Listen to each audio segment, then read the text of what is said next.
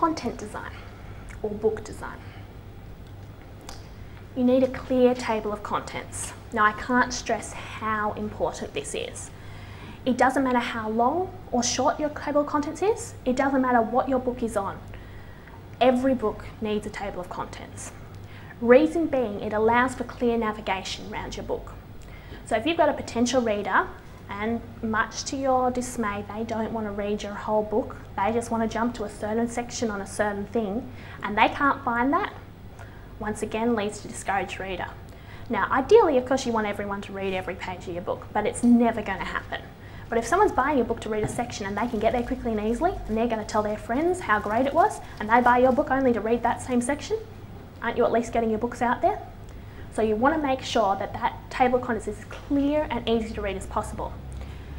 Thing is, you also want easy to read page numbers, because I've seen fantastic table of contents, really clear, easy to understand, lots of white space, but when you go to find the page number, can't find it anywhere on the page.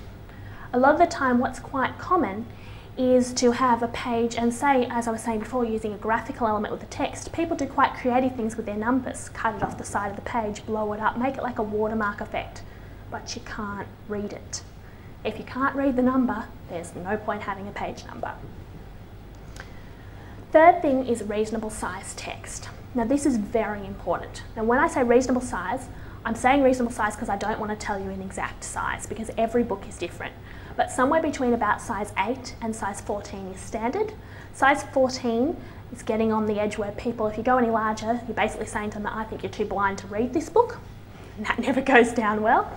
Size 8, any smaller, and you're basically saying, I've got so much information here, I'm going to make it so hard for you to read this book that, yeah, you know what, you're not actually going to read it anyway, I just want to sell it to you. You know, look at all the information I know, but no, I'm not going to share it with you. And you don't want that either. Somewhere in the middle is a nice balance, generally between about size 10, 11 and 12 works well for most books. Consistent design throughout the whole book. Now, you've probably heard me hyping on about this consistency because I've said it in a lot of stages, but it is very, very important.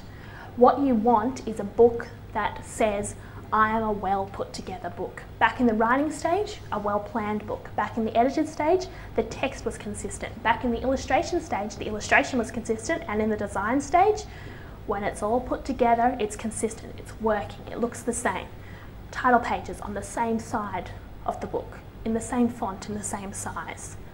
Not things varying throughout your book. I'll start in size 12 point, I'll end up in 14, I'll chuck some 11 in the middle. No good. Everything needs to be consistent. Now, I'm not saying you can only use the one font or only use the one size, but use it consistently. If you're going to have pull quotes throughout your book, for example, and they're going to be in size 11, great, but make sure every pull quote's in size 11. If you're going to have body copy in size 12, but headings in 14, don't have a size 12 heading. Make sure everything is consistent. Now, this is your designer's responsibility, but it's your responsibility as the author to check they're doing the right thing.